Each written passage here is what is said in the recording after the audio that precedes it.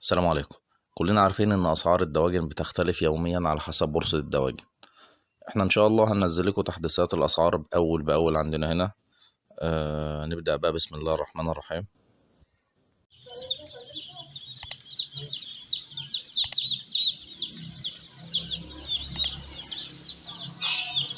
بورصة اسعار الدواجن النهاردة ان شاء الله بتاريخ 18/7.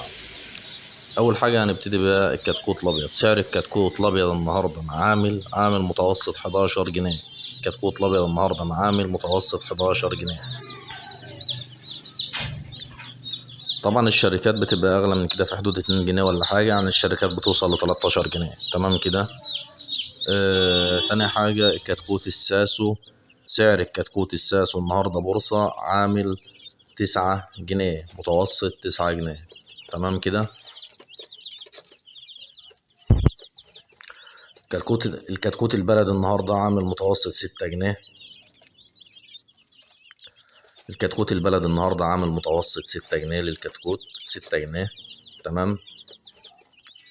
الكتكوت الرزي عامل متوسط 9 جنيه. البط المسكوف النهاردة سعره عامل 23 جنيه. متوسط سعر البط المسكوف عمر يوم 23 جنيه. متوسط سعر البط البغال النهاردة عمر يوم 18 جنيه. تمام. متوسط سعر البط البغال 18، هو من 18 ل20 يعني متوسطه 18 جنيه. متوسط سعر البط الفرنساوي النهاردة 9 جنيه. البط البيور النهاردة 12 جنيه. تمام كده.